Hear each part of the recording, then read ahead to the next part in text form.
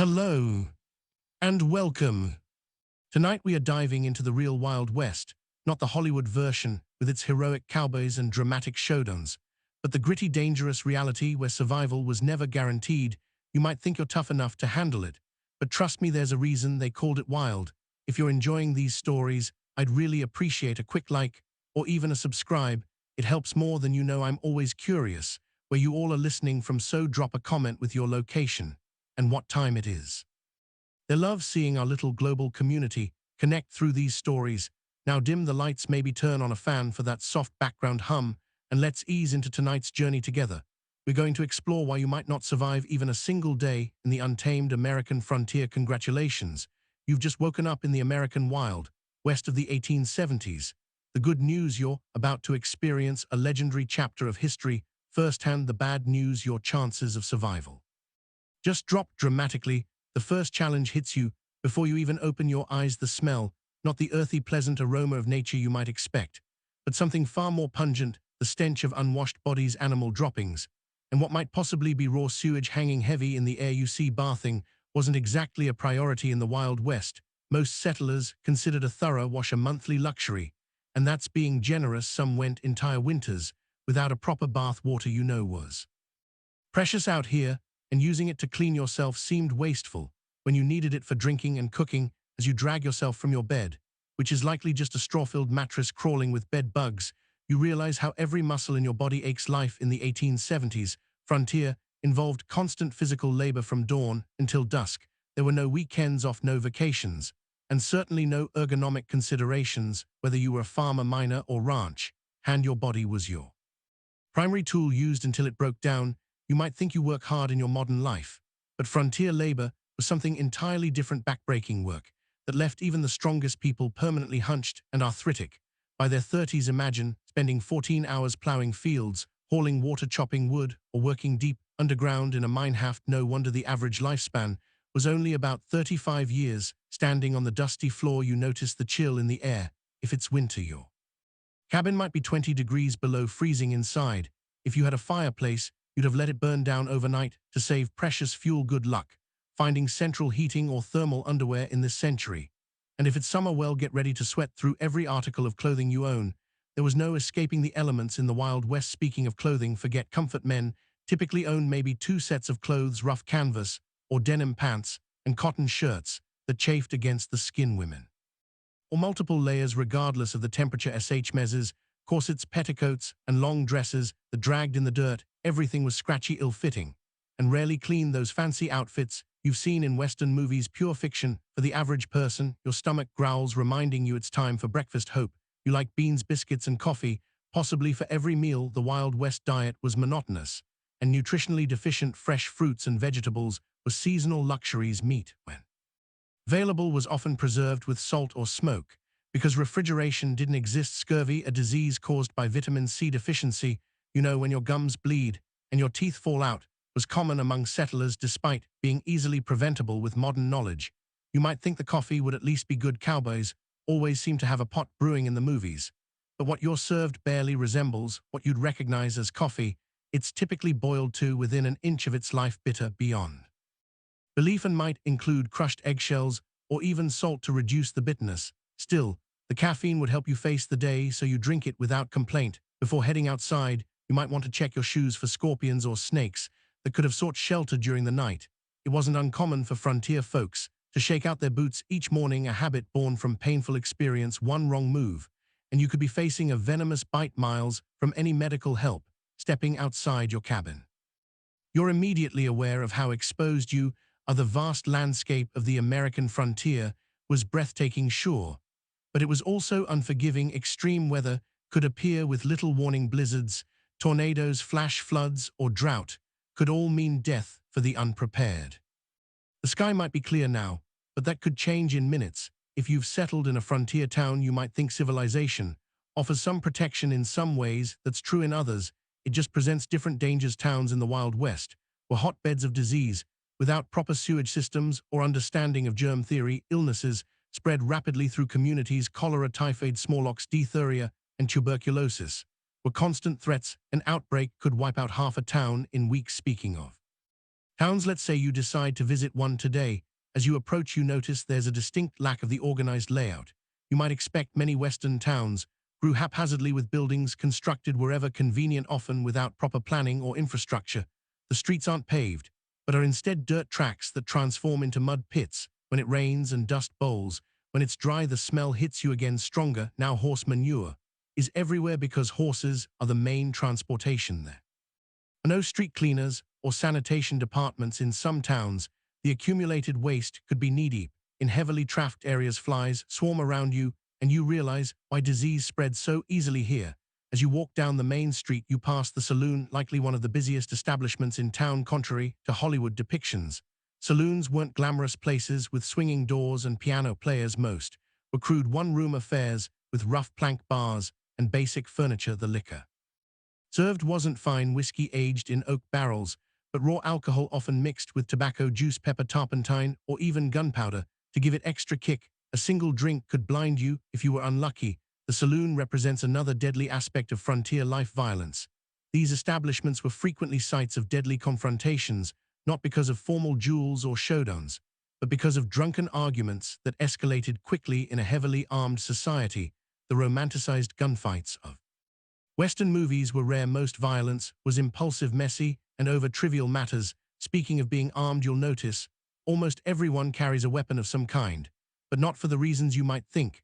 While personal protection was certainly a factor, weapons were primarily tools for hunting, protection from wildlife, and sometimes for signaling the constant threat from bears, wolves, cougars, and venomous snakes made going unarmed foolish, especially when traveling between settlements. You might be surprised to learn that many frontier towns actually had strict gun control laws. Places like Dodge City, Kansas, and Tombstone, Arizona, required visitors to surrender their firearms when entering town limits. The famous gunfight at the OK Corral actually started because the Clanton gang refused to comply with Tombstone's weapons ordinance. Despite what you've seen in movies, quick-draw duels in the middle of the street were exceedingly rare. Most shootings were ambushes or happened during robberies.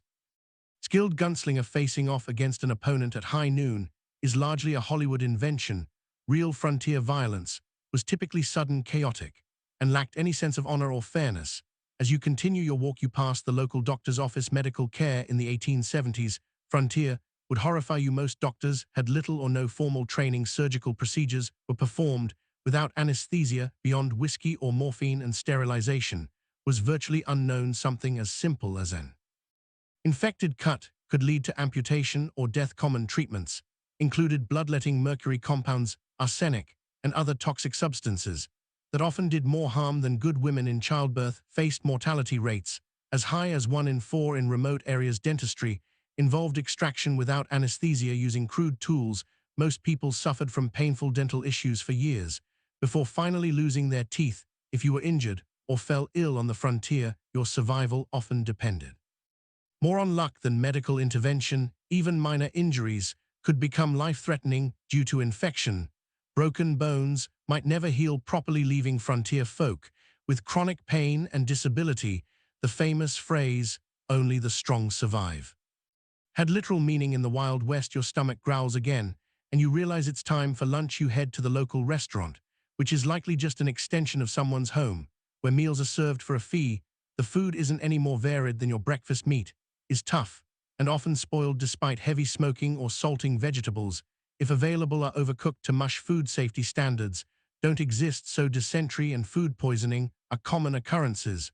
Or while eating, you overhear conversations about recent Indian attacks, outlaw gangs, or the danger of traveling alone. While Native American violence against settlers was far less common than portrayed in popular culture, in fact, settlers and the U.S. military were far more likely to be the aggressors. The frontier was still a place of conflict.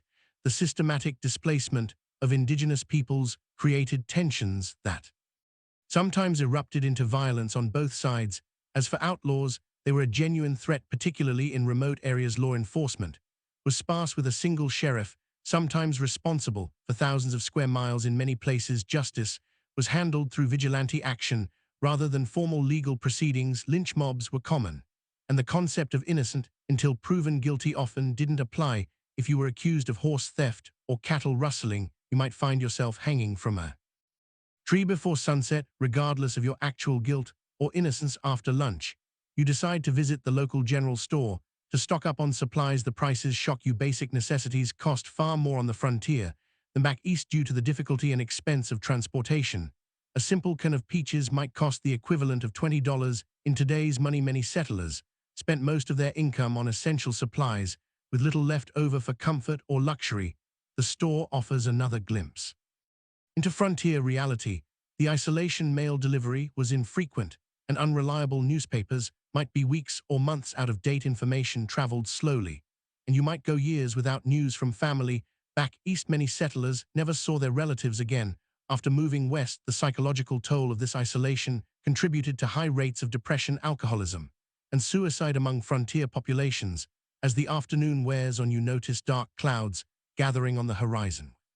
On the frontier wasn't just uncomfortable, it could be deadly. Without modern forecasting, storms arrived with little warning. Blizzards could strand travelers, leading to freezing deaths. Tornadoes destroyed entire communities with no emergency services to assist survivors. Flash floods washed away wagon trains. Droughts ruined crops and caused starvation if you were lucky enough to have a proper home.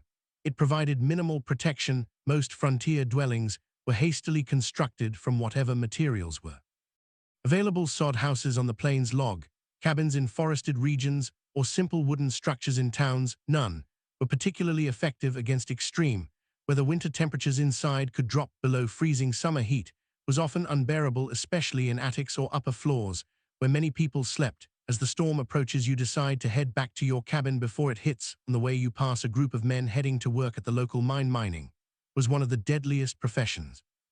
Frontier underground cave-ins, toxic gas exposure, explosions from improperly handled blasting powder, and machinery accidents claimed countless lives. Miners also suffered from long-term health issues like black lung from coal dust or mercury poisoning from gold processing. Even if you avoided mining, few frontier occupations were safe. Farming involved dangerous equipment with no safety features. Ranching meant working with unpredictable animals weighing hundreds of pounds. Logging had one of the highest fatality rates of any profession. Whatever you did to make a living, your risk of serious injury or death was exponentially higher than in the modern world. You make it back to your cabin just as the rain begins to fall. The roof leaks in several places, and you place buckets to catch the water. This is a good opportunity to refill your drinking water, as clean water was scarce and precious. Many frontier settlers drank from the same sources used for washing and watering livestock, leading to waterborne illnesses that could quickly turn fatal. As you sit in your leaky cabin listening to the rain, you reflect on how different reality is from the romanticized version of the Wild West. There were no heroes or villains, just people struggling to survive in incredibly harsh conditions. The fact that anyone made it through is testament to human resilience and determination. Night falls early as you have no electricity. Candles and oil lamps provide minimal illumination, and you're careful with them. Fire was a constant danger in frontier homes. A single spark could mean losing everything. With no fire department to call for help, many towns burned to the ground at least once in their history. You prepare for bed, exhausted from just one day in the Wild West. Your muscles ache, your stomach is unsettled from the unfamiliar food, and your mind is overwhelmed by the constant vigilance required to stay alive. As you drift off to sleep, you wonder if you'll make it through tomorrow or if you'll become just another statistic in the dangerous story of the American frontier. The wind howls outside your cabin, a haunting reminder of how small and vulnerable humans are against the vastness of the untamed wilderness. Tomorrow, if you're lucky enough to see it, will bring all these challenges again, along with new ones you haven't yet imagined. In the Wild West, survival was never guaranteed. It was earned day by day, hour by hour, through hardship. Most modern people can scarcely comprehend. The morning light filters through cracks in your cabin walls, waking you from a restless sleep. Your body aches from the hard mattress. But there's no time to linger. The Wild West waits for no one. As you rise, you remember yesterday's harsh introduction to frontier life and wonder what new challenges today will bring. Let's say you decide to leave town today to travel across the frontier, whether you're heading to another settlement, joining a wagon train west, or simply exploring. Travel in the 1870s was an entirely different experience than what you're used to. The good news is that by this time, the Transcontinental Railroad had been completed, connecting the east and west coasts of America. The bad news: unless you were relatively wealthy or traveling between major cities, you probably couldn't afford to use it. Most frontier folks traveled by horse, wagon, or simply on foot. If you owned a horse, consider yourself fortunate. Horses were expensive to buy and maintain. Putting them out of reach for many settlers. A good horse might cost the equivalent of several months' wages. Then you needed saddles, bridles, feed, and veterinary care, though veterinary care often meant shooting the animal if it broke a leg or developed certain illnesses. Riding itself was no pleasure. Cruise saddles in the 1870s weren't designed for comfort, but for function. Hours in the saddle left even experienced riders with blisters and aching muscles.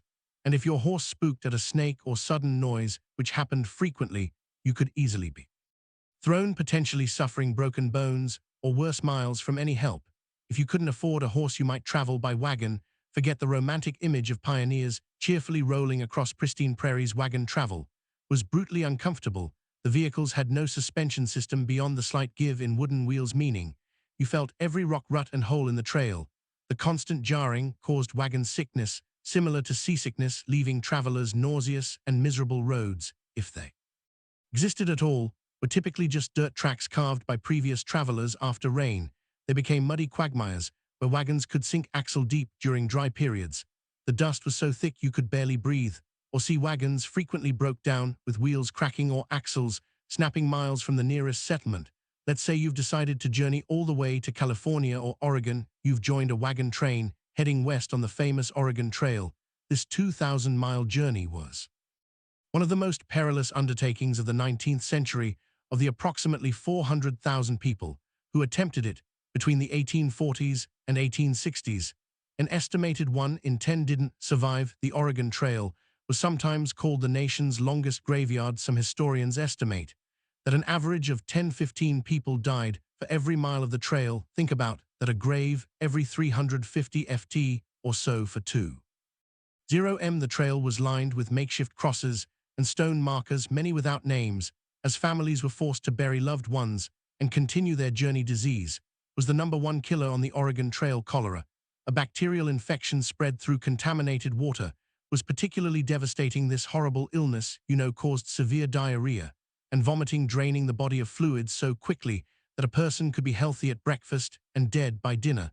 There was no effective treatment available. Wagon trains would sometimes lose dozens of people in a single cholera outbreak. Other diseases like dysentery, typhoid, and mountain fever claimed countless lives. Children were especially vulnerable, with many families losing multiple children during the journey. Medical care was rudimentary, at best often consisting of folk remedies that did little to help, and sometimes made conditions worse. Crossing rivers presented another deadly challenge. Wagons weren't designed to float, but pioneers had to cross numerous rivers on their journey west. Some had ferries or fords, but many required the wagon to be floated across like a makeshift boat. Wagons frequently capsized in these crossings, drowning people and livestock and destroying precious supplies. The Platte, Columbia, and Snake rivers claimed hundreds of lives during the migration period. Contrary to popular belief, attacks by Native Americans were relatively rare. Most tribes were actually helpful to migrants, offering supplies, guidance, and assistance.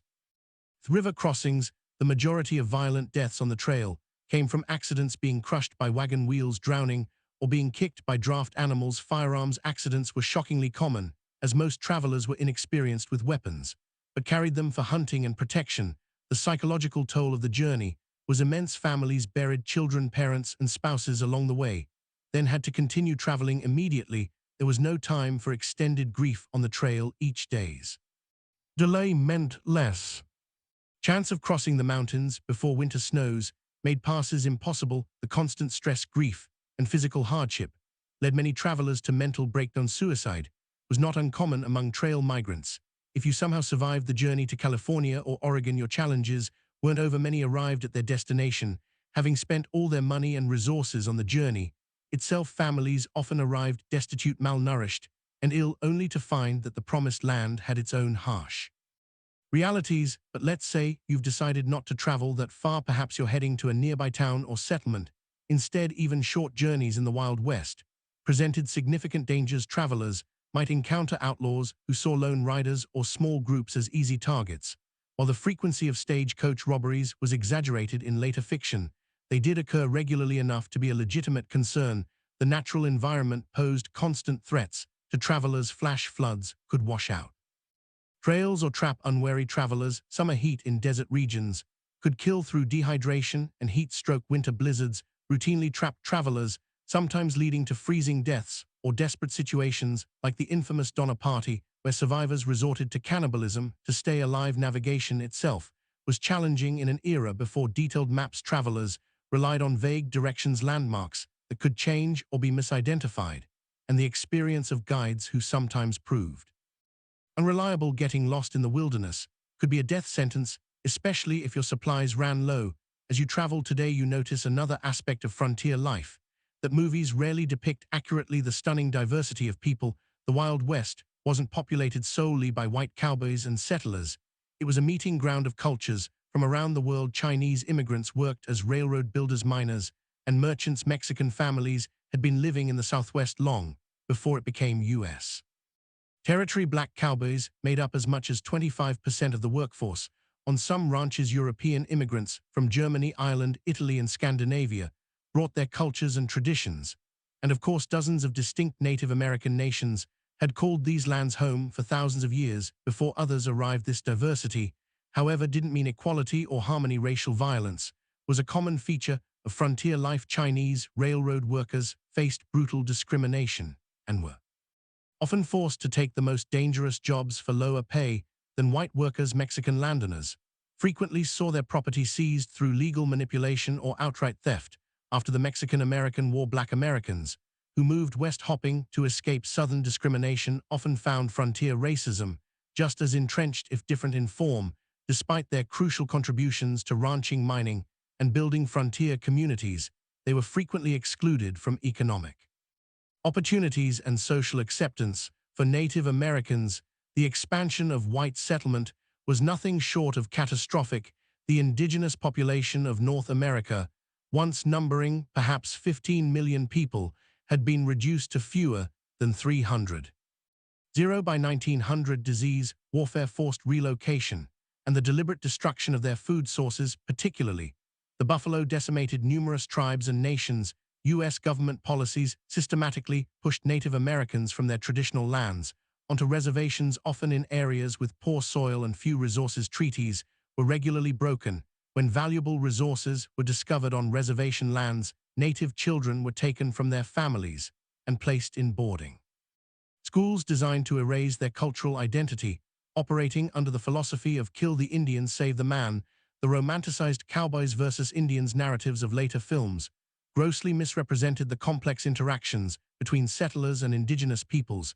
Many native nations initially tried to accommodate newcomers and adapt to changing circumstances. Violence typically erupted after repeated treaty violations, encroachment on tribal lands, or deliberate provocations. As you continue your journey, you ponder another group whose experience differed markedly from Hollywood depictions: women on the frontier. Far from the helpless damsels or school moms of Western movies, frontier women performed incredibly demanding physical labor while navigating restrictive social expectations on homesteads and farms. Women not only handled traditional domestic duties like cooking, cleaning, child care, and making clothing, but also worked in the fields, tended livestock, and defended the home. When necessary, their workday typically started before dawn and ended well after dark, with few, if any, days of rest. A frontier woman might need to plow fields in the morning, deliver a neighbor's baby at midday, fight off predators threatening the livestock in the afternoon, and still prepare meals and care for her own children. Throughout, many women became widows young due to the dangerous nature of frontier life and had to manage farms or businesses alone while raising children. Despite their essential contributions, women had few legal rights in most territories and states. They couldn't vote, own property independently if married, or have custody of their children in the event of divorce. Domestic violence was considered a private matter, with little legal recourse available to victims. For unmarried women, options were severely limited. Teaching was one of the few respectable professions, though female teachers were paid significantly less than their male counterparts and were often expected to resign upon marriage. Some women found economic independence through running boarding houses, working as nurses, or establishing millinery or dressmaking businesses. Then there were the soiled doves, prostitutes, who worked in frontier brothel and saloons. While later mythology romanticized these women, the reality was typically grim. Many entered the profession out of economic desperation, after being widowed or abandoned. Physical abuse, drug addiction, and venereal disease were common hazards of the work. Even those who managed to earn substantial money found themselves socially ostracized and unable to transition to more respectable positions.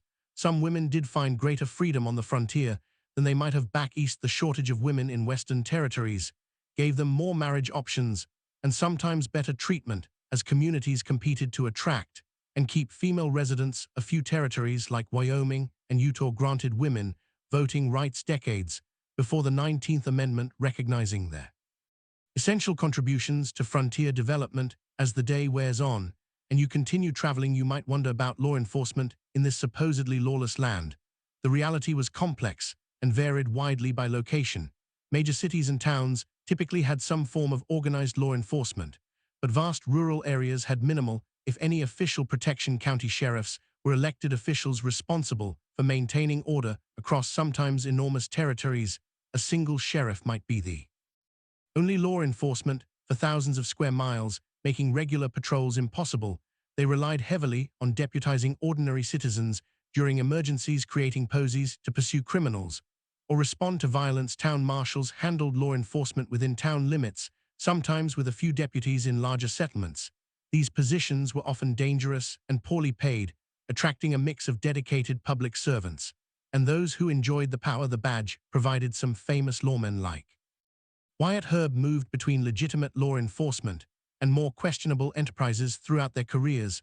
Federal marshals had jurisdiction throughout territories and states, but were few in number. They typically focused on major crimes like counterfeiting, mail robbery, or offenses involving multiple jurisdictions. The legendary U.S. Marshals of Western movies, single-handedly bringing law to lawless towns, were largely fictional creations. In many remote areas, justice was handled through informal community action rather than official legal processes. Vigilante groups formed to address perceived threats when formal law enforcement was absent or ineffective. Sometimes these groups maintained basic order, but they could easily become vehicles for prejudice, personal vendettas, or mob violence.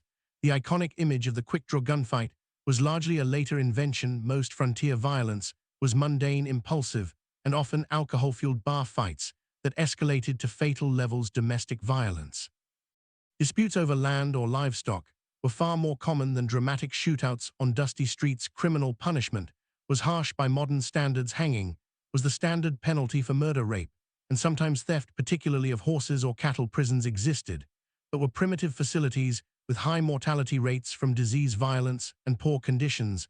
Many communities preferred immediate execution to the expense of long-term imprisonment.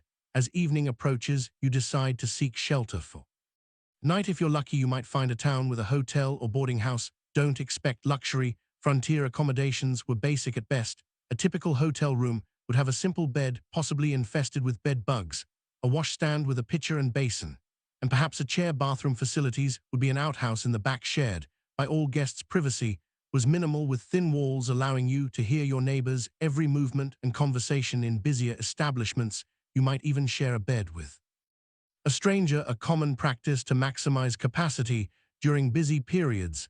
The sheets might not have been changed for previous guests, and lighting would be limited to candles or oil lamps. A night's lodging would cost between 25 cents and $1, depending on the establishment's quality and location. This represented a significant expense for many travelers, equivalent to several hours' wages for an average worker. Many chose to sleep in stables, barns, or simply under the stars to save money. Despite the additional risks these options presented, if you were traveling through more remote areas, you'd likely camp for the night. This meant building a fire, assuming you could find enough fuel, preparing a meal from your limited supplies, and sleeping on the ground with minimal protection from the elements or wildlife. Indigenous peoples, experienced travelers, and military scouts had sophisticated techniques for safe camping, but the average settler often made dangerous mistakes. Proper fire management was literally a matter of life and death. A fire built too large could spark a prairie or forest fire that could consume thousands of acres in hours. One built too small might not provide enough warmth during cold nights, leading to hypothermia. Campfire cooking required skills most modern people lack, often resulting in meals that were simultaneously burnt and raw. As night falls fully and you prepare to sleep, the sounds of the frontier darkness surround you. Coyotes howl in the distance, unfamiliar birds call, the wind whispers through grass or trees. For people accustomed to modern light and noise pollution, The profound darkness and strange sounds of wilderness nights often triggered intense anxiety many. Travelers slept poorly on the frontier, not just because of physical discomfort, but from fear of the unknown dangers that might lurk in the darkness. Native attacks, though rare, often occurred at dawn, when sleepers were at their most vulnerable. Predators, like wolves, bears, and mountain lions, might investigate camps looking for food. Venomous snakes and scorpions sought warm places to rest, sometimes including a sleeper's bedroll.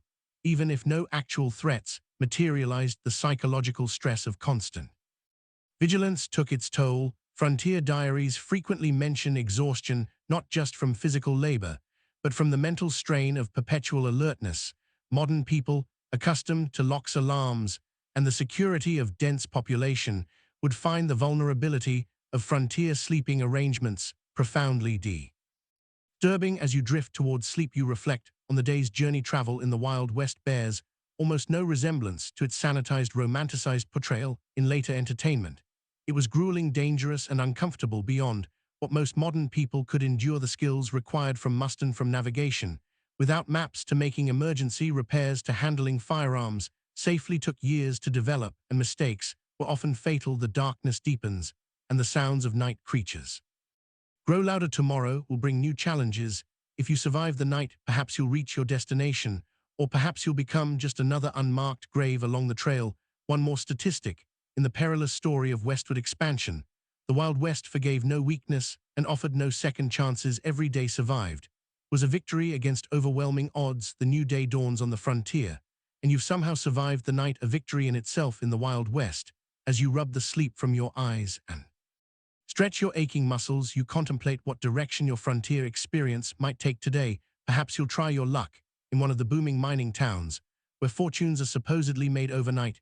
You've heard stories of the California gold rush, the Nevada silver strikes, and the Colorado mining booms. Tales of ordinary men finding nuggets the size of chicken eggs and becoming wealthy overnight have drawn hundreds of thousands west. What these stories don't mention are the brutal realities awaiting those who chase mineral dreams. Let's say you decide to try your hand at mining. What would that actually entail? First, you'd need to stake a claim, which means finding unclaimed land with potential mineral deposits, increasingly difficult by the 1870s, as the easiest and richest areas were claimed years earlier. If you were lucky enough to find a promising spot, you'd need to register your claim at the nearest government office and pay the required fees, which could be substantial. Then the real work would begin, and it was some of the most physically demanding labor imaginable. For placer mining, searching for loose gold in streams, you'd spend hours bent over in ice-cold mountain water, sifting through sediment with a pan or easel box. Your hands would crack and bleed from constant exposure to water and rough materials. Your back would ache from the hunched position. And after all that effort, you'd be lucky to find a few tiny flakes of gold worth pennies if you ventured into hard rock mining. Digging veins of ore in the mountains, the dangers multiplied exponentially. Tunneling into unstable rock without modern safety equipment or engineering knowledge led to frequent cave-ins that crushed miners where they stood. Poorly ventilated shafts filled with toxic gases like carbon monoxide, odorless but deadly, suffocating miners who had no warning of the danger. Blasting with black powder or dynamite to break through rock was incredibly hazardous. Miners frequently lost fingers, hands, eyes, or lives when charges detonated prematurely or thrown rock fragments became deadly projectiles. The thunderous noise and constant percussion of blasting left many with permanent hearing loss. Even if you avoided immediate catastrophes, the long-term health effects were devastating. Miners constantly inhaled fine rock dust, leading to silicosis, a painful lung disease that slowly suffocated its victims. Mercury used in gold processing caused neurological damage, tremors, and mental deterioration. Those working in copper or lead mines absorbed toxic metals that accumulated in their bodies, causing chronic illness and early death. The mining industry of the 1870s had virtually no safety regulations or oversight. Mine owners prioritized profit over worker welfare, and injuries were considered an expected part of the job. Medical care for injured miners was minimal and often ineffective. A serious injury typically meant the end of a miner's career and livelihood, with no disability support or workers' compensation available for all these risks and hardships. What was the likely reward? Despite the mythology of the lucky prospector, the vast majority of miners barely earned subsistence wages. By the 1870s, most worked for large mining companies rather than independently earning two toast $3 for a grueling 10 to 12-hour day. Studies suggest that storekeepers, saloon owners, and prostitutes consistently made more money than the miners whose dreams sustained frontier mining towns. Speaking of mining towns, they were notoriously rough places. Imagine a community composed primarily of young single men engaged in dangerous work with few women, families, or civilizing institutions. Alcohol consumption was astronomical. The average mining camp resident consumed several times more alcohol than the typical American. Today, violence was commonplace, with fights, stabbings, and shootings occurring regularly. Sanitation in mining camps was typically abysmal, with minimal planning or infrastructure. Human waste and garbage accumulated in streets and waterways. Typhoid, cholera, and dysentery spread rapidly in these conditions during warm months. The stench could be overwhelming, and swarms of flies spread disease from waste to food. If you managed to find valuable, or you faced the challenge of converting it to cash, banking in the Wild West was primitive and often predatory. Many mining towns had no banks at all, forcing miners to carry gold dust or ore, making them targets for theft. Some saloons and general stores offered to buy gold, but frequently at rates far below actual value, taking advantage of miners' limited options. Where banks did exist, they operated with minimal regulation or oversight. Bank failures were common, often wiping out customers' life savings without warning or recourse. Many bankers were little more than confidential men who established storefronts, collected deposits, and disappeared overnight with all the funds. Without federally backed currency, paper money was issued by individual banks, and its value fluctuated wildly depending on the bank's reputation. Counterfeit bills circulated widely, and even experienced merchants could be fooled by well-made fakes. The safest form of money was gold or silver coin, but carrying it made one a target for robbery. Perhaps after considering the dangers and disappointments of mining, you decide to try your hand at ranching. Instead, the cattle industry was booming in the 1870s, with demand for beef in eastern cities creating opportunities on the frontier. Surely, this would be a healthier, more profitable venture. Ranching did indeed avoid some of the worst health hazards of mining, but it introduced its own unique dangers and hardships. Starting a ranch required significant capital. Land, livestock, equipment, and buildings all represented major investments. Many aspiring ranchers went deeply into debt purchasing these necessities, betting their future on favorable weather and market conditions. Nature often had other plans. Droughts could wither grazing lands and dry up crucial water sources, forcing ranchers to either watch their cattle starve or sell at devastating losses. Harsh winters could kill entire herds, as happened in the infamous Great De-up of 1886 to 1887, when up to 90% of cattle on northern ranges froze or starved to death. During unusually severe weather, disease could sweep through herds, wiping out a rancher's investment overnight. Texas fever, anthrax, and infectious diseases had no effective treatments. In the 1870s, predators like wolves and cougars took a constant toll on livestock, particularly vulnerable calves. Poisonous plants, quicksand, and injuries further reduced herds. The iconic cattle drives, moving herds hundreds of miles to railroad shipping points, were not romantic adventures, but grueling, dangerous undertakings. Cowboys, not the glamorous figures of later films, but typically young, poorly paid laborers, worked 20-hour days during drives, catching brief naps in the saddle as they moved thousands of animals across difficult terrain. These drives faced constant threats. River crossings could turn deadly in minutes if animals panicked, creating deadly pileups that drowned cattle and cowboys alike. Stampedes, which could be triggered by something as simple as a lightning strike or a snapping twig, turned thousands of 500 lb animals into an unstoppable, destructive force. Cowboys caught in stampedes were often trampled to death. The cowboy's life was far from the freedom portrayed in Western mythology. They typically earned about $30 per month for exhausting, dangerous work. Most were very young men, often teenagers from poor backgrounds with few other options. A significant percentage were Black, Mexican, or mixed-race individuals facing discrimination that limited their opportunities elsewhere. Their diet on the trail consisted mainly of beans, salt, pork, and biscuits, with minimal fresh food. Medical care was limited to whatever the trail cook might know about. Folk remedies, injuries common in such dangerous work, often went untreated until they became life-threatening. Many cowboys died young from injuries, exposure, or violence. Perhaps ranching doesn't appeal after all. What about farming? Surely growing food, the most fundamental of human activities, would offer a more stable and less dangerous way of life on the frontier. The Homestead Act of 1862 had opened vast areas of the West to settlement, offering 160 acres free to anyone who would live on and improve the land for 5 years. This seemed like an incredible opportunity, a chance for people with little money to become landowners and build independent livelihoods. The reality proved far more challenging than the promise. First, 160 acres might sound substantial, but in the arid regions that comprised much of the available land, it was often insufficient to support a family. Traditional Eastern farming methods failed in these environments, where rainfall was a fraction of what pioneers were accustomed to. Many settlers had no knowledge of dry farming techniques needed for success in these regions. Starting a frontier farm required tremendous physical labor. The first task was building shelter, typically a sod house on the treeless plains, constructed by cutting and stacking dense prairie turf. These sodais were dark, damp dwellings that leaked when it rained, harbored insects and snakes, and crumbled without constant maintenance.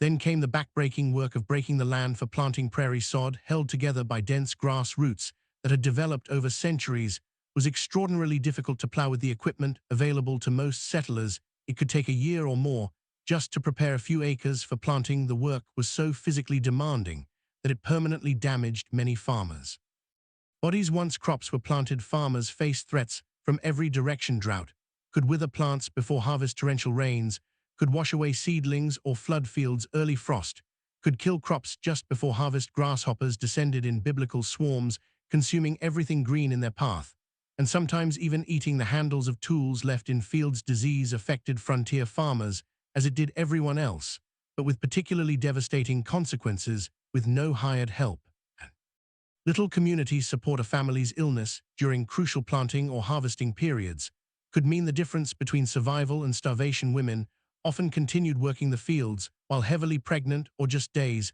after giving birth, risking their health because the work simply couldn't wait. Farm accidents were common and often fatal. Homemade tools broke and caused injuries. Animals panicked and trampled their handlers. Even successful harvests could turn deadly. Numerous farmers died when they fell into grain storage bins and suffocated in the loose grain, or when poorly constructed storage buildings collapsed under the weight of their contents.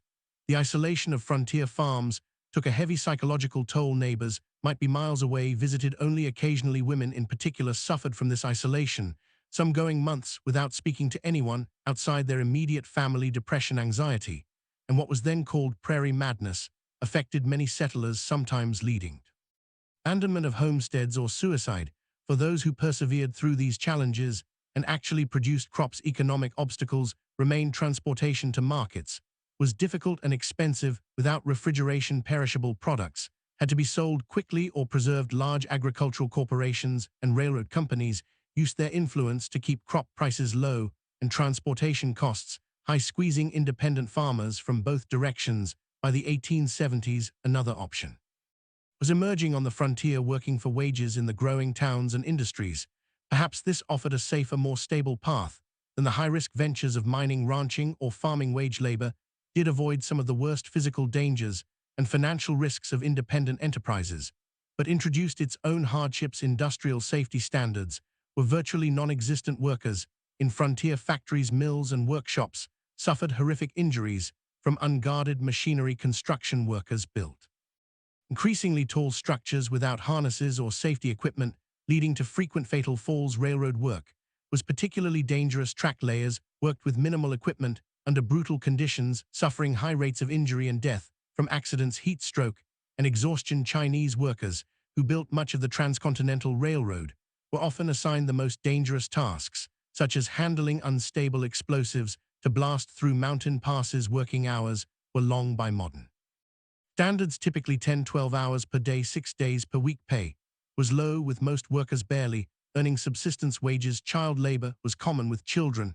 as young as 8 or 9 working alongside adults in many industries, often suffering higher injury rates due to their size and inexperience. Workers had essentially no legal protections. Employers could fire people without cause, reduce wages arbitrarily, or withhold pay entirely. Those who complained or attempted to organize for better conditions faced blacklisting, being marked as troublemakers who no other employer in the region would hire. Company towns, settlements where a single employer owned all housing and businesses were common in mining and lumber regions, workers in these communities paid inflated prices at company stores, lived in company housing, and sometimes were paid in script company currency rather than legal tender. This created a form of debt bondage, where workers could never save enough to escape the system, whether you mined, ranched, farmed, or worked for wages. Frontier life shaped your experiences in ways modern people would find disorienting. Perhaps most striking was the relationship with time, not the carefully measured minutes and hours of our digital age, but a more fluid reality governed by daylight seasons and natural rhythms. Without electric lighting, most people woke at dawn and slept shortly after sunset, their active hours expanding and contracting with the seasons. Work wasn't measured in 8-hour shifts, but by tasks that needed completion. Fields plowed, cattle moved or extracted during harvest or roundup. People might work from first light until well after dark for weeks without a break. During winter, many rural workers had periods of relative inactivity when fields lay dormant or cattle needed minimal tending. The concept of punctuality, so central to modern life, had limited relevance on the frontier. With few clocks and limited need for precise timing in most activities, people operate approximate schedules. Stagecoaches and later trains introduced more precise times to the West. But outside these specific contexts, morning or after dinner were sufficiently specific time designations for most purposes. Entertainment and leisure looked nothing like their modern counterparts. After exhausting work days, most frontier folks had little energy for complex activities. Conversation around the fire, storytelling, or simple card games were common evening pastimes. Music was popular when instruments and skilled players were available, with fiddles, harmonas, and guitars providing accompaniment for social dances. Reading material was precious and often shared among entire communities. A single book might be read aloud to gatherings of neighbors or passed from family to family until it fell apart from use. Newspapers, when available, were read repeatedly, with every advertisement and notice scrutinized for information about the wider world. Organized sports existed, but in simpler forms than today. Baseball was gaining popularity, played with minimal equipment, on makeshift fields. Horse racing, wrestling, and shooting competitions provided both entertainment and opportunities to demonstrate valuable skills. Children played games that required little or no equipment. Tag, hide and seek, and variations of stickball that could be played with found objects. Holidays and community celebrations took on great importance as rare opportunities for socializing and recreation. 4th of July celebrations might draw people from miles around for picnics, speeches, games, and dancing. Harvest festivals marked the successful completion of the year's most critical work. Religious holidays provided both spiritual meaning and welcome breaks from routine. As the day draws to a close, you find yourself reflecting on the relentless challenges of frontier life. Every aspect required harder work, involved greater risk, and offered fewer comforts than its modern equivalent. The people who survived and sometimes thrived in these conditions possessed qualities that modern society rarely demands: extraordinary physical endurance, practical skills applicable to countless emergencies, and psychological resilience in the face of constant hardship and loss. The darkness gathers once more, and with it comes a silence profound enough to hear your own heartbeat. No car engines, no air conditioners, no electronic hums, just the whisper of wind, the chorus of insects, and the occasional call of nightbirds. This profound quiet, so alien to modern ears, was the soundtrack of frontier nights, sometimes comforting, sometimes unsettling in its emptiness.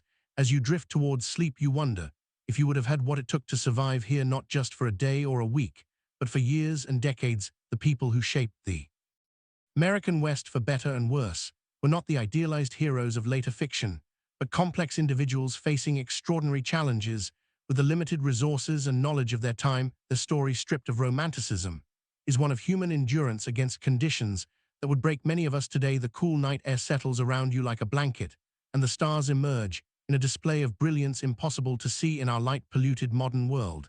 This at least is one pure beauty. People of the frontier experienced that few today can fully appreciate: the majestic sweep of the Milky Way across a truly dark sky, connecting them to the same cosmic panorama their ancestors had watched for countless generations. Morning arrives again in the Wild West, and with it comes hunger, a constant companion on the frontier. Food in the 1870s West bore little resemblance to the varied, convenient diet you're accustomed to in the modern world. Let's explore what keeping yourself fed would actually entail in this harsh environment. The good news is that game was still relatively plentiful in many areas. Deer, elk, rabbit, and various birds could supplement your diet, If you had the skills to hunt them, the bad news: hunting required ammunition, which was expensive and might be needed for protection. It also demanded time away from other essential work, making it a luxury many settlers couldn't afford during busy seasons. Most frontier families relied heavily on foods they could grow, preserve, or purchase in bulk. The staples of the frontier diet were beans, corn, and pork, dense in calories, but monotonous and nutritionally incomplete. Fresh fruits and vegetables were available only in season, a few months at most, and winter diets often contained no fresh produce whatsoever. This lack of dietary variety led to widespread nutritional deficiencies. Scurvy, caused by vitamin C deficiency, was common during winter and early spring, when no fresh produce was available. The symptoms: bleeding gums, loosening teeth, joint pain, and eventually death, were well known, but difficult to prevent with available resources. Other deficiency diseases affected growth in children and caused various chronic health problems in adults. Food preservation was a constant challenge and critical survival skill. Without refrigeration, meat needed to be consumed quickly or preserved through smoking, salting, or drying. These methods deterred bacterial growth, but drastically changed flavors and textures. While reducing nutritional value, the heavy salt content of preserved foods contributed to high blood pressure and other health issues. Women spent enormous amounts of time preserving food. When it was abundant for use during scarce periods, vegetables were pickled in vinegar, or fermented fruits were dried or preserved with sugar. If available, root vegetables might be stored in root cellars, underground spaces that maintained cool temperatures. These preservation efforts were not optional activities, but essential survival work that could determine whether a family would eat during winter. Food storage presented its own problems. Properly prepared preserved foods could last months or even years, but improper techniques led to spoilage and potentially deadly food poisoning. Additionally, stored food attracted pests. Rats, mice, and insects consumed portions of most stored food supplies, and their droppings contaminated what remained. Most frontier families simply accepted a certain amount of insect parts and rodent droppings in their flour, beans, and other staples as unavoidable. Cooking itself was far more labor-intensive than modern people can easily comprehend. Meals were prepared over open hearths or wood-burning stoves that required constant attention and fuel. In wood-scarce prairie regions, women and children might spend hours gathering buffalo chips, dried manure, or twisted grass to burn as cooking fuel. Water had to be hauled from wells or streams, often hundreds of pounds per day. For cooking, cleaning, and drinking, even with these efforts, meals lacked the variety and flavor profiles modern people expect. Spices were expensive luxuries used sparingly, if at all. Sugar and coffee were treasured items often hoarded for special occasions. Fresh milk was available only if a family kept a cow, and for only part of the year when the cow was producing. Most frontier children grew up with simple, repetitive diets that would horrify modern nutritionists. Interestingly, despite these limitations, obesity was rare on the frontier. The combination of limited food supplies, minimal sugar consumption, and constant physical labor kept most people lean. However, this leanness wasn't necessarily healthy. Many frontier folks suffered from malnutrition, even when they had sufficient calories to sustain their work beyond basic survival needs, like food. Frontier life presented unique challenges for families raising children. If you had been born in the Wild West rather than just visiting it, your childhood would have been dramatically different from modern experiences.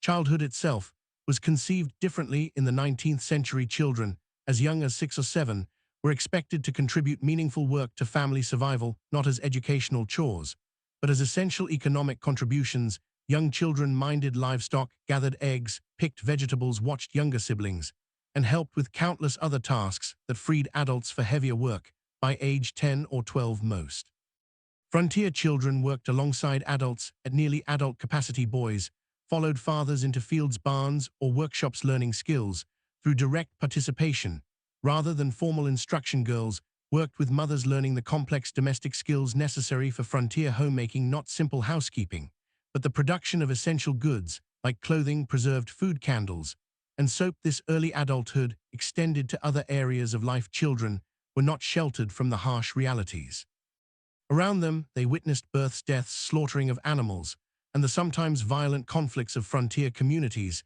They were expected to understand and adapt to these realities, rather than being protected from them. Education, as modern people understand, it was limited and inconsistent on the frontier.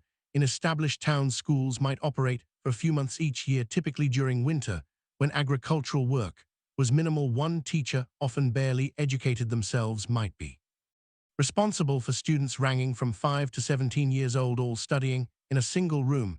Physical conditions in these schools were challenging. Buildings were poorly insulated, leading to freezing conditions in winter and stifling heat in warmer months. Supplies were minimal, perhaps a few shared textbooks, slates for writing that had to be constantly erased and reused, and minimal paper that was treated as a precious resource. Corporal punishment was the standard disciplinary approach, with whipping or beatings administered for infractions as minor as whispering or failing to memorize assigned material. In more remote areas, formal schooling might not exist at all. Some families conducted home education using whatever books were available, but many frontier children received only the most basic literacy and calculation skills, if that. Their education focused instead on practical knowledge, how to predict whether track animals, prepare soil for planting, treat common injuries, and perform the countless other tasks essential for survival. Child mortality remained devastatingly high throughout the frontier period. Approximately 1 in 4 children died before reaching adulthood, with the highest risk in the first 5 years of life. Diseases that modern medicine easily prevents or treats: measles, diphtheria, scarlet fever, whooping cough, routinely killed or permanently disabled young children. Accidents, claimed many more as child safety, was a foreign concept in an era where survival demanded risk-taking. The psychological impact of this mortality on both children and parents is difficult for modern people to comprehend. Most children grew up watching siblings die. Parents expected to lose children and often gave the same name to a subsequent child if an older sibling died young, a practice that seems strange today but reflected the different relationship with mortality in an era when death was an everyday presence. Perhaps nothing illustrates the gulf between frontier and modern life more clearly than approaches to health and medicine. If you became ill or injured in the 1870s West, your experience would bear almost no resemblance to modern health care. The first difference would be the absence of professional medical care. In most situations, doctors were scarce, with many communities having none at all. Those who did practice on the frontier often had minimal training, perhaps a brief apprenticeship or a few months at a medical college. Their knowledge reflected medical science of the era, which still relied heavily on theories like humoral balance, that had more in common with medieval medicine than modern practice. Without access to professional care, most health issues were addressed through home remedies and folk medicine. Every community had people, usually women, known for their healing skills, drawing on traditions brought from various cultures.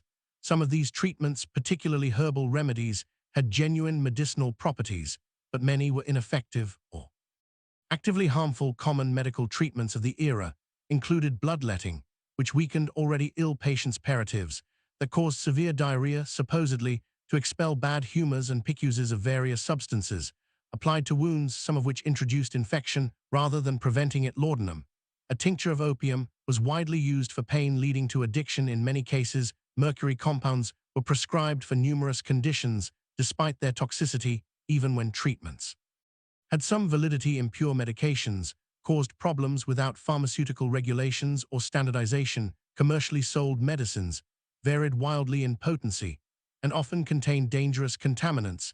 Many patent medicines marketed as cure-alls contained primarily alcohol, providing temporary relief through intoxication rather than addressing underlying conditions. Surgery and frontier conditions was particularly horrific. Without effective anesthesia beyond alcohol, whiskey, or opium, patients endured excruciating pain during procedures. Sterilization was unknown or inconsistently practiced, leading to rampant post-surgical infections. Amputation was the standard treatment for serious limb injuries, performed with saws and knives that might be wiped clean, but never properly sterilized. Childbirth represented perhaps the starkest contrast between frontier and modern medical experiences. Women typically gave birth at home, attended by a midwife, if one was available, or female relatives, if not without prenatal care. Many complications weren't identified until labor was underway. Breech births, hemorrhage, and other emergencies that modern medicine handles routinely often resulted in the death of mother, child, or both. Maternal mortality rates on the frontier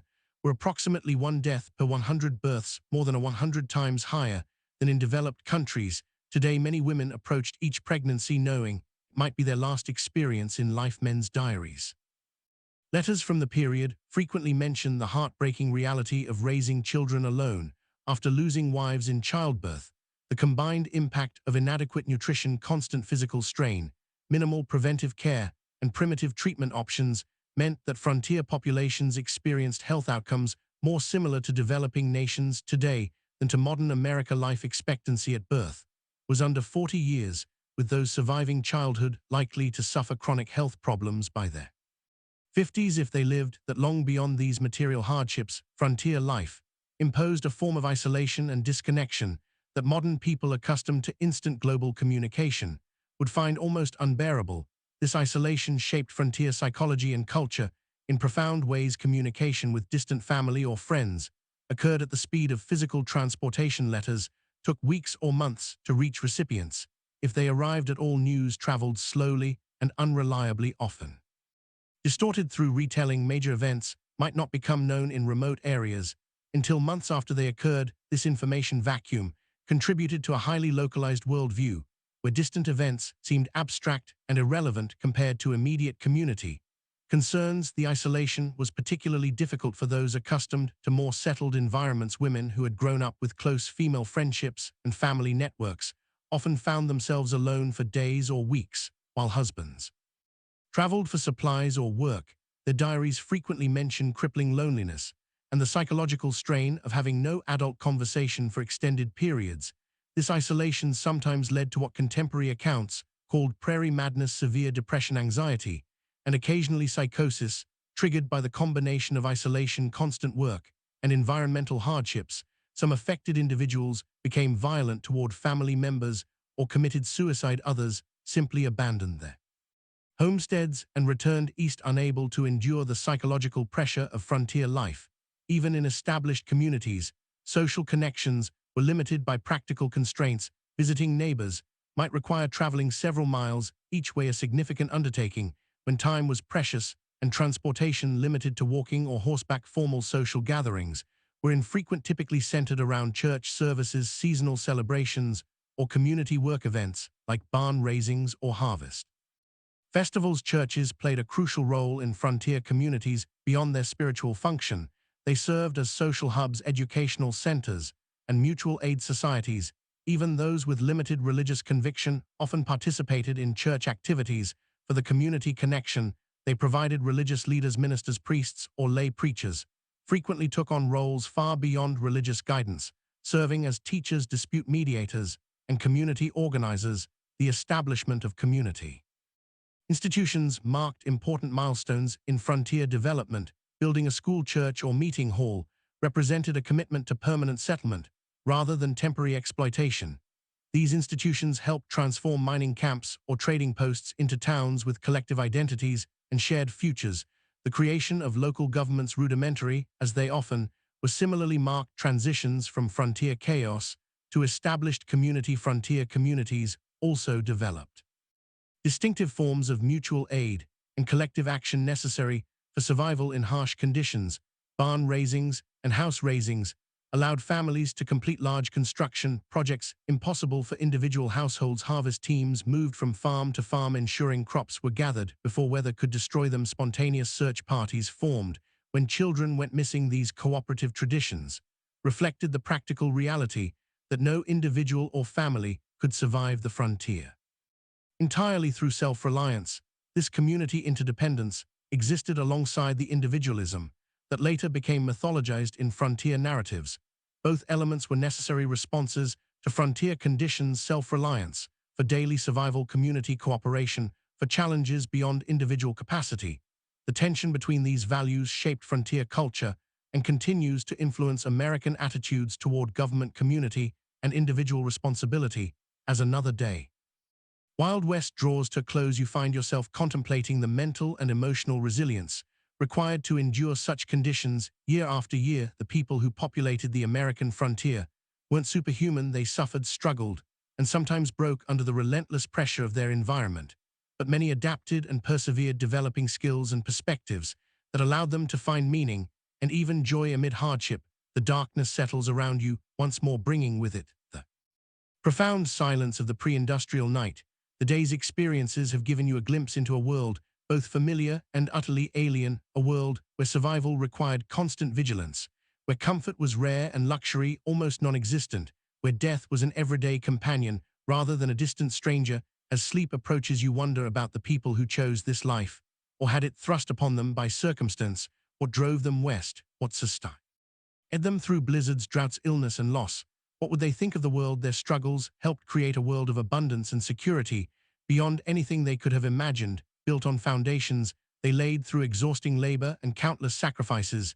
The questions follow you into dreams filled with endless prairies, towering mountains, and the faces of those who tamed the Wild West, not through romantic gunfights, but through the quiet heroism of daily persistence against overwhelming odds. Their story, stripped of Hollywood glamour and frontier mythology, stands as a testament to human adaptability and the extraordinary courage of ordinary people facing extraordinary challenges. Dawn breaks on what will be your final day in the Wild West. As the golden light spills across the landscape, you take a moment to appreciate the raw beauty that drew so many westward. Despite the dangers and hardships, the frontier was a place of stunning natural grandeur, vast prairies rippling like oceans, mountains scraping the sky, canyons plunging into the earth's depths. This beauty at least wasn't a Hollywood invention, but even this relationship with the natural world differed profoundly from modern environmental perspectives. The frontier mentality viewed nature primarily as a resource to be conquered and exploited rather than preserved or protected. Timber was cut without consideration for regeneration. Game was hunted to the edge of extinction. In many regions, streams were diverted, polluted, or destroyed for mining operations, with no thought for downstream consequences. The near extinction of the American bison buffalo stands as perhaps the starkest example of this exploitative approach. In the 1700s, an estimated 30–60 million bison roamed North America. By 1884, fewer than 1.0 remained. This devastation wasn't simply the result of hunting for food or hides, though that played a part. It was also deliberate policy encouraged by the U.S. government as a way to deprive Plains Indian tribes of the primary resource, forcing them onto reservations. General Philip Sheridan, a key military leader in the Plains Indian Wars, reportedly stated, "Let them kill, skin, and sell until the buffalo is exterminated.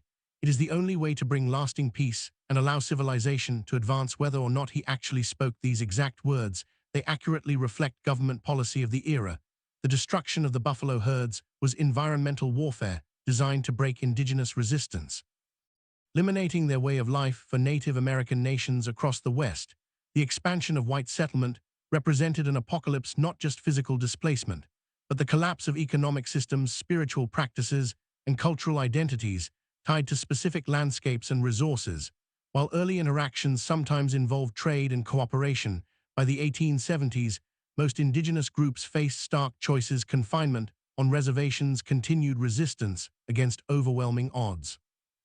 Cultural assimilation. The reservation system itself represented a form of cultural genocide. Native children were forcibly removed from families and sent to boarding schools designed to kill the Indian and save the man, as Captain Richard H. Pratt, founder of the Carroll Indian Industrial School, infamously stated. These children had their hair cut short, were forbidden from speaking their languages, practicing their religions, or maintaining their cultural identities. The intergenerational trauma from these policies continues to affect Native communities today. Armed resistance against American expansion almost invariably ended in defeat, though some groups maintained independence longer than others. The Battle of the Little Bighorn in 1876, where combined Lakota, Northern Cheyenne, and Arapaho forces defeated Lieutenant Colonel George Armstrong Custer's 7th Cavalry, represented one of the last major indigenous victories. The subsequent military campaigns against these tribes were marked by increasing brutality, including attacks on villages and the killing of women and children. The tragedy of this cultural collision was heightened by the fact that many Native nations had sophisticated agricultural systems, complex governance structures, and rich cultural traditions that could have offered valuable knowledge to European settlers. The different approaches to land use and ownership created fundamental misunderstandings. Many Native groups couldn't conceive of owning land any more than one could own the air or stars, making treaty negotiations over territory fundamentally problematic from the start. These cultural conflicts extended beyond Native-white relations. The West was extraordinarily diverse, with communities from around the world bringing different languages, religions, customs, and approaches to frontier life. This diversity was both a strength, introducing varied skills and perspectives, and a source of tension in communities struggling with scarce resources and limited infrastructure. Chinese immigrants, who played crucial roles in building the transcontinental railroad and developing mining operations, faced particularly severe discrimination. The Chinese Exclusion Act of 1882, the first major American law restricting immigration based on nationality, grew from anti-Chinese sentiment that had festered for decades in Western territories. Chinese miners were frequently driven from productive claims through violence or unjust application of foreign miners' taxes. Chinese communities in frontier towns often faced riots and mass expulsions when economic conditions deteriorated. Mexicanamians, many of whom had become U.S. citizens through territorial acquisition, rather than immigration, similarly faced discrimination and displacement despite treaty guarantees protecting property rights. Following the Mexican-American War, many Mexican landowners saw their holdings taken through legal manipulation, intimidation, or outright fraud. Spanish-derived water right systems that had functioned effectively for generations were replaced with English common law approaches less suited to arid environments. Even European immigrants found that national and religious identities continued to matter on the frontier. Irish Catholics, German Lutherans, Scandinavian Protestants, Eastern European Jews, each group tended to establish distinct communities and maintained cultural practices from their homelands. These communities provided mutual support, but sometimes became targets for Nivist sentiment when economic or social tensions arose. Africanamians who moved west after the Civil War hoped to find freedom from Southern oppression, but often encountered different forms of discrimination. Black cowboys, who made up approximately 25% of the workforce on some cattle operations, rarely received recognition. In contemporary Kansas or later mythology, black homesteaders established communities in several Western territories, but frequently faced organized resistance from white neighbors and discriminatory application of homestead laws. The collision of these diverse groups, each with their own values, practices, and expectations, created frontier communities far more complex and conflict-ridden than later romantic depictions would suggest. The melting pot metaphor, popularized in later American mythology, obscured both the persistent cultural distinctiveness of various groups and the power imbalances that determined whose cultures would be preserved and whose would be suppressed. As the day progresses, you find yourself in a frontier town undergoing rapid transformation, a transition happening across the West during the 1870s and 1880s. The initial phase of settlement, characterized by individual prospectors, independent farmers, and small-scale enterprises, was giving way to more organized corporate development of Western resources. The arrival of railroads catalyzed this transition. The Transcontinental Railroad, completed in 1869, dramatically reduced travel time between East and West from months to days. Subsequent branch lines penetrated previously isolated regions, connecting them to national markets and supply chains. This transportation revolution allowed large-scale extraction of Western resources for Eastern factories and enabled mass-produced Eastern goods to flood Western markets. These economic connections accelerated the integration of Western regions into national systems, but often disadvantaged small producers. Independent miners couldn't compete with large mining corporations that brought industrial methods and capital investment. Family farms struggled against agricultural enterprises operating on vast acreage. Small ranchers found themselves squeezed by cattle companies with investor backing and political connections. Corporate interests increasingly dominated political as well as economic structures. Railroad companies, mining conglomerates, timber interests, and large landholders exercised enormous influence over territorial and early state governments. Water rights, mineral claims, grazing access, and timber concessions were allocated through processes that typically favored those with financial and political power, rather than small operators or community interests.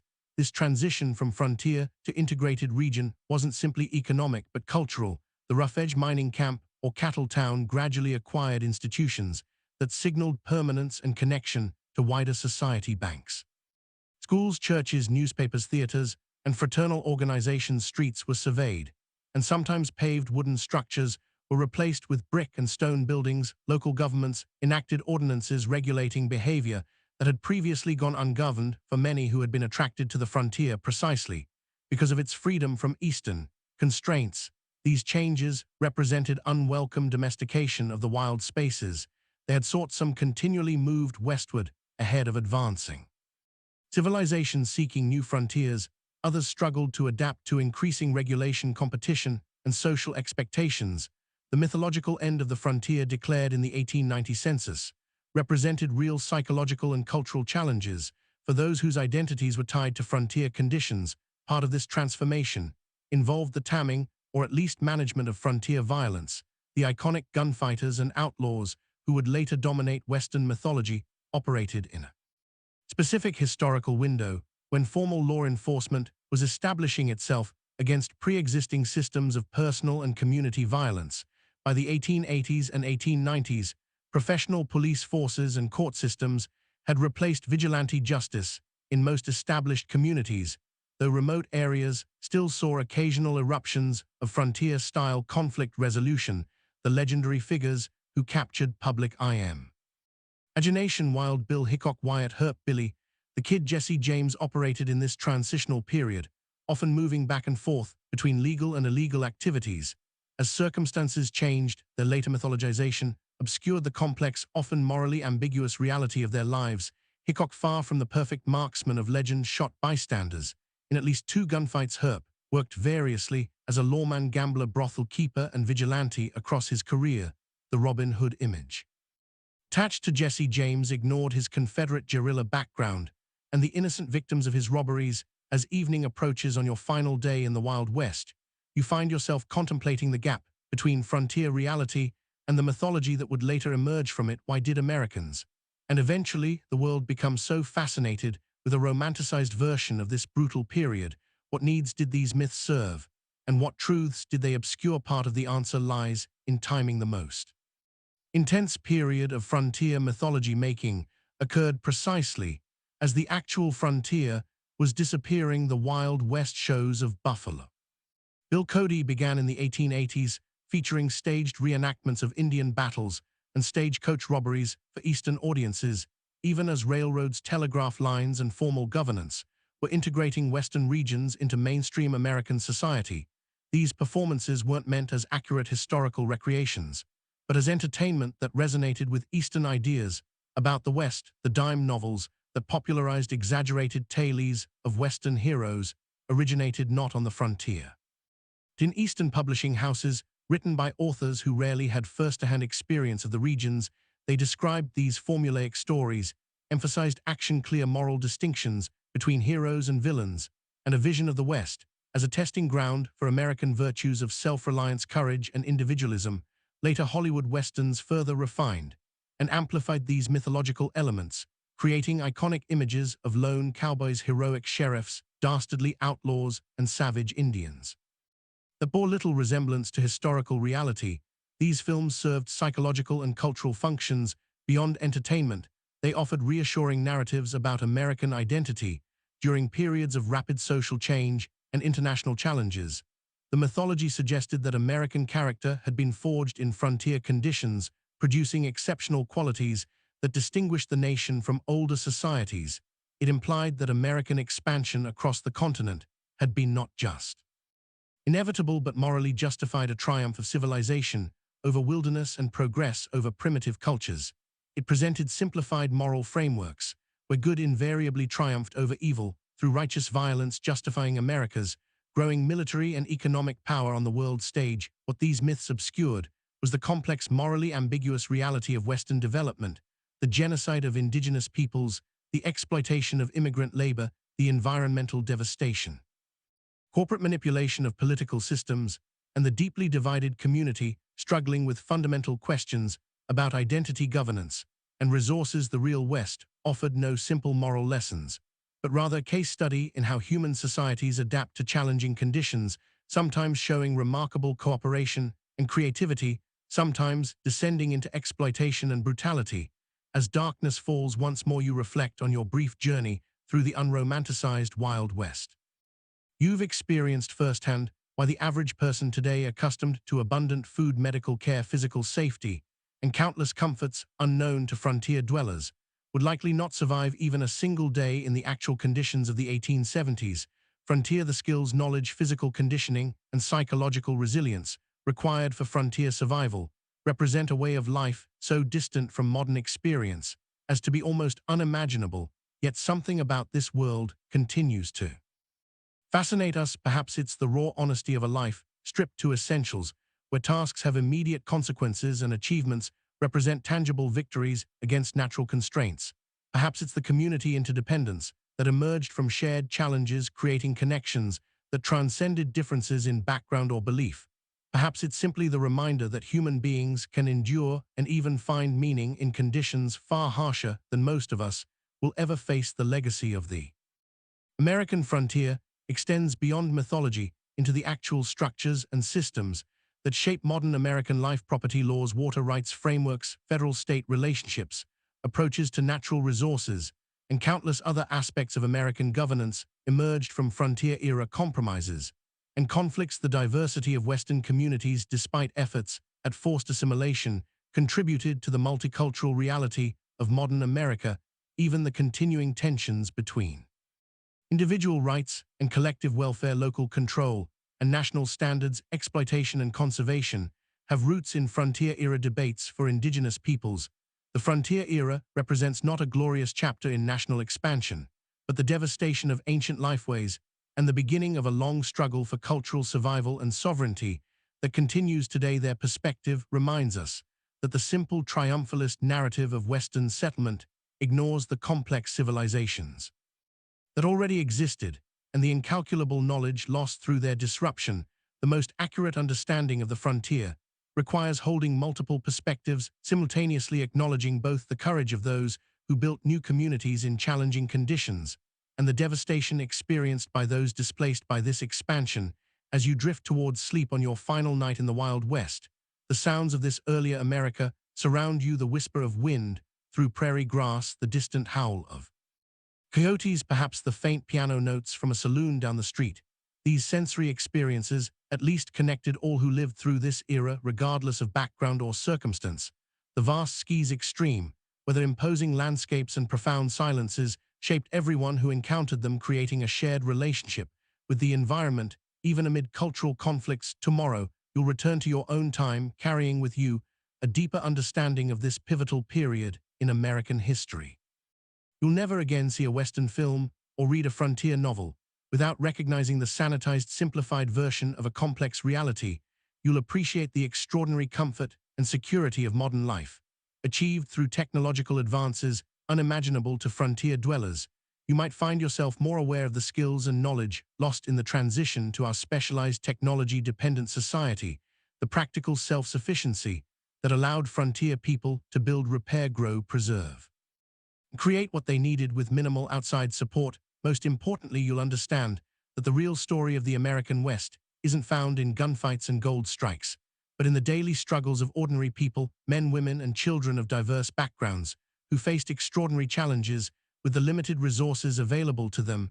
Their story, without Hollywood embellishment, contains enough genuine courage, tragedy, innovation, conflict, cooperation, cruelty, and kindness to fill countless stories. Their legacy lives in the communities they established, the environmental changes they initiated, the cultural patterns they created, and the myths that grew from their experiences. The real Wild West disappeared long ago, transformed by technology, population growth, economic integration, and environmental change into the modern American West of cities, suburbs, highways, and managed landscapes. Yet echoes of frontier experience persist in regional identities, local traditions, land use patterns, and governance structures. The memory of this formative period continues to influence how Americans understand themselves and their nation's development, even as scholars and communities work to replace simplistic mythology with more accurate, inclusive understandings of this complex history. As you finally surrender to sleep, the boundary between past and present seems to blur. The challenges faced by frontier communities, adapting to environmental constraints, managing scarce resources, building functional communities among diverse populations, balancing individual freedom with collective needs, remain relevant in new forms today. Perhaps the greatest legacy of the frontier experience is not a set of answers, but a collection of questions about human adaptation, community formation, and the relationship between people and the natural world. Questions each generation must answer anew as circumstances change. The stars shine brilliantly above the same stars that guided travelers across the prairie, helped farmers time their planting, and gave comfort to homesick immigrants far from familiar landscapes. In this moment of connection across time, you feel a fleeting kinship with those who looked upon these same constellations a century and a half ago, wondering what tomorrow would bring in a world where survival was never guaranteed, but life in all its harshness and beauty was experienced with an intensity seldom matched. In our more comfortable era, sleep comes at last, and with it dreams of a West, both harsh and magnificent, a place where human vulnerability and resilience were displayed in equal measure, where diverse peoples collided and sometimes cooperated in ways that would shape a nation, and where the daily struggle for existence contained moments of transcendent connection with landscapes of breathtaking grandeur. The real Wild West, stripped of romantic illusion, offers a window into human experience at its most elemental, challenging, frightening, and occasionally sublime.